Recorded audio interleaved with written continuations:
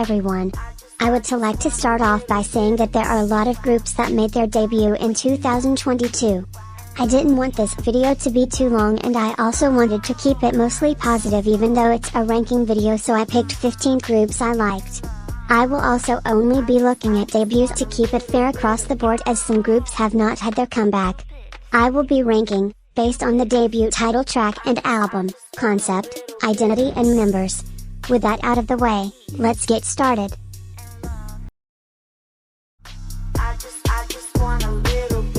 We are starting off with Mimiirose. One of the members in this group is the other half of the iconic Kick-It duo from Girls Planet 999, Yoongi. I liked their concept photos and I thought they were going to do something high fashion or editorial, but I was kinda disappointed by their concept. It was pretty generic and no flame, for the lack of a better word, nuku-ish. The song is also decent, but I did find myself removing it from my playlist after a week. Their side sound like Minecraft YouTuber intros.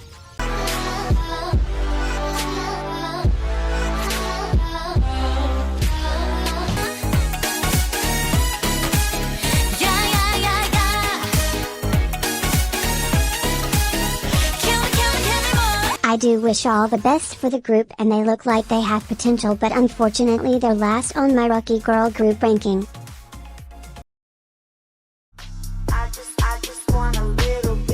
I was actually really excited visually, as all the members are tall and one of them was a Chanel model. I love my model girl groups, shout out 9 Muses and After School. Their concept was also really unique as they performed their debut showcase in athletic wear true to their debut song title. I found it a bit cheesy and unflattering, even if it's their concept. LesserAFIM low-key might have gotten inspired, but LesserAFIM definitely perfected this athletic wear look in Fearless. The song was also decent and I added it in my playlist. It's girl crush and empowering, but apart from that, this group didn't really wow me.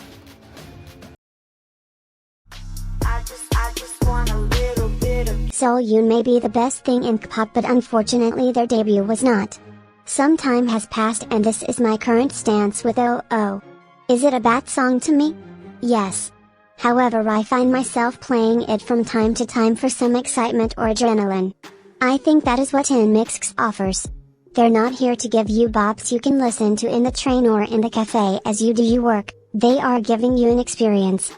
Unfortunately, that experience is not for me, and I can see it not translating well to the general public who just want something easy to listen to. The outfits were also mostly atrocious this era. JYP Entertainment failed to utilize the big three privilege and hire better concept directors and producers. It's going to be 2023, let's boycott the hub. I do want to commend them for trying something new, but when the competition for girl groups is so intense, it is a wrong time to be experimenting with something you are unfamiliar with. Leave the wacky concepts and genre bending to small. To all my freaky freshy girlies who love the song, keep doing you and don't let my opinions affect what you think.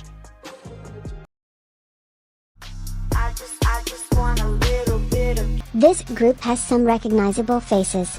Shanna is a well-loved contestant from Girl Planet 999 and she is the leader of Lapillus. Shandy is an actress from her home country, the Philippines. To be very honest, when Hybe first dropped, I absolutely hated the song. I was confused by the lack of singing, aggressive chanting and boy group sounding instrumental. However, as a gamer, I added it to my adrenaline-boosting playlist and I genuinely like it now. I find myself chanting hybe randomly and doing the head screw choreography. I wouldn't say it is the best song ever, but I love it, even though it is the kind of song I would never like. The concept is your typical girl crush and the outfits look like something Shanna wore in her Boombaya performance. Their Magni is also extremely talented and she should be someone to look out for.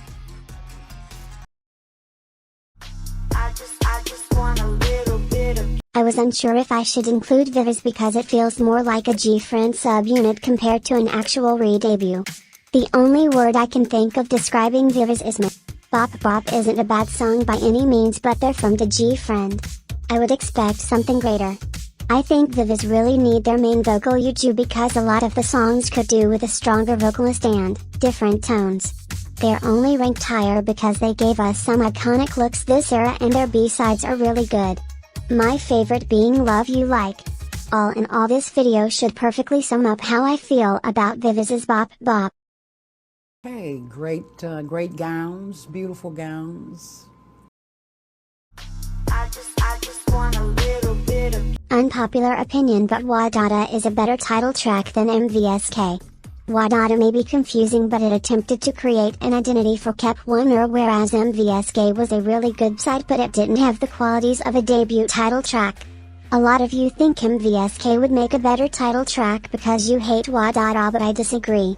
When I saw the concept photos for their song, I was very worried for this group. Right away you can tell there was no identity for the group. Were they going to be cute, girl crush, or elegant? I guess with Wadada, Wacom wanted to have their cake and eat it too. They wanted the support from international fans and domestic fans, so they attempted to make an abomination of Teen Crush with the charismatic rapping and intense chorus, but followed by a off-putting, cutesy oh whoa chanting post-chorus. I feel like Preston and Weki did this best, but they definitely had to pick a side. Preston's Wee Woo was more cutesy while they reserved the rap parts to be more girl crush, whereas Weki's debut was the mother of Teen Crush. I do like the outfits this era though, and their stylist is doing a better job than their producer for sure. I handed in my stan card after Wadada when I realized this might be their music style, as they have mostly rappers and dancers and limited vocalists. Looking at We Fresh, I was right. I just want a little bit of I wasn't the biggest fan of them at first because whenever groups have very deep lore, it is just so pretentious to me. I am here for the visuals and music. Their debut was also very shocking to me and I dismissed them quickly. However, I fell in love with their sides and the title track really grew on me with more listens. I really admire them for being sort of a rookie FX for this generation. They are certainly very unique and we love them for giving the quirky girls some representation. I will never understand the weird and long ass names they give to their songs and albums though. I just want a little bit of This group has 4 former Girls Planet 999 members, but I'm going to be honest and say the main slayer is Rarica.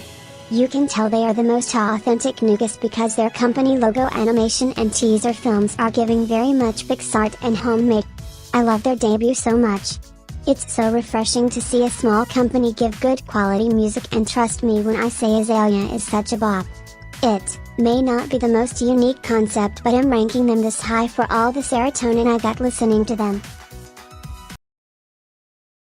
I just want a little bit of I actually watched Teenage Girls prior to their debut, so naturally I was hyped for them and they didn't disappoint. Since they were under Pocket Doll Entertainment, which is a subsidiary of NBK Entertainment, I was worried, but all my fears went away when they released their debut. The music video had some good budget. It reminded me of Twice UA with a zombie setting, but the highlight is the song. Everybody was calling out plagiarism since it sounded like Luna's PTT, however both songs were made Ryan Jun. Despite that, Ryan Jun definitely took way more care with Shutdown because I much prefer this song. Look, Girls Planet. This is what happens when you debut vocalists. You get songs with nice full verses and rich choruses. The mini album was also really good. I would rank them higher, but competition for girl groups this year is insane. I just want a little bit of This group is from a new and unknown company, so I was not expecting much when I watched the music video, but everything about this group defied my expectations. The music video is a little awkward, but you can tell there is budget and it is very clean. The members are really pretty and they have a very unique voice color and kpop. It reminds me of Rina Sawayama. The best thing about this group is definitely their songs. I was blown away by the title track and the rap. They would definitely be ranked higher if they had a unique concept because it is a bit generic now, but please give 50/50 a try. They have good music, trust. I just want a little bit of Now we have the controversial Triple S, which is Jaden Jang's latest baby. He is known for being Luna's former creative director. S shows you why you should invest in a good creative director, because even though Acid Angel from Asia is just one of the first subunits from S, you could see the distinct creative direction they were going for. I counted AAA as their debut because Triples is never going to have a full unit debut. The title track is really nice and easy to listen to, while the sides are also pleasant.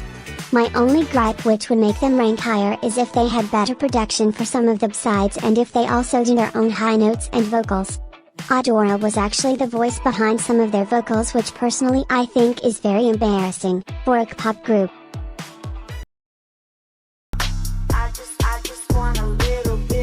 Amidst all the confusing music and triggering instrumentals in K-pop, our savior CSR debuted with a sound reminiscent of old friend and Lovers. I am not ranking them this high purely because of their concept, but the fact that they do it well. All the members managed to embody the song and it looks like a very wholesome group. The sides are also really good and I am very happy Christian horse, girl music is back in K-pop. I would say it is not a brand new concept and it isn't revolutionary, but for a small company to pick this dying concept and do it so well is worth a shout.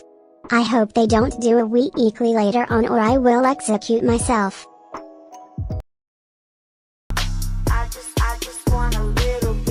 My first impressions of their debut was wow. This is very underwhelming. However, the title track really grew on me over time with its groove and simplicity. It is kinda classy, but I would not consider it the best debut in K-pop by a long shot. The music video also attempts to be minimalist and high fashion, but it just looks cheap and plain to me.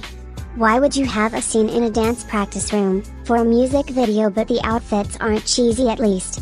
The killing point is their mini album though. This is definitely one of the best debut albums in K-pop, no question, and it made me like LesserAFIM. Every song including the intro has such amazing and rich production. They also embody the expensive classy luxury concept very well with all their pre-debut runway and casting videos, which is something that speaks to my soul. We love LesserAFIM.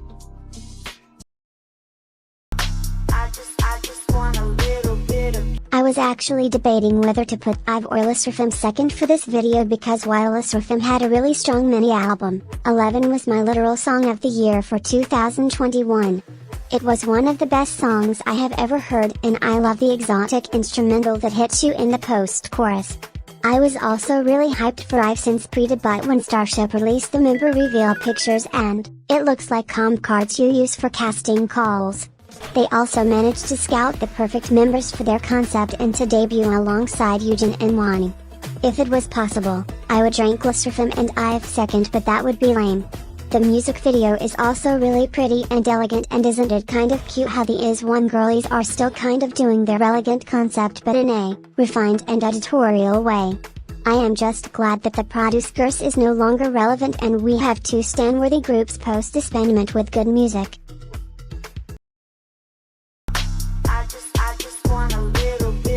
Here you have it, my Rookie of the Year. NewJeans entered the K-pop scene with no known members and still managed to take over the industry. They did everything right. They have the strongest creative direction. I would not say they invented the Y2K concept, but they definitely were one of the first to bring it to K-pop and popularize it. They also managed to stand out as the other groups in the top 3, have a very sophisticated and high fashion concept, whereas NewJeans tweaked the Y2K aesthetic and modernized to reach their target demographic of teens. They also have a no-skip discography with a refreshing sound in K-pop. We have been plagued with noisy and wacky girl group music ever since Next Level went virality, so I hope NewJeans restored good music in K-pop, as Triples and 50/50 debuted after NewJeans and they have amazing music too. The best part of NewJeans is beyond the concept and music, to be honest. It is the little extra things the company does for them, like having their own app, designing multiple logos, having a cute mascot, and giving each of the girls their own music video. These help in building fandom camaraderie, and thus it is the end of my Rookies of 2022 ranking.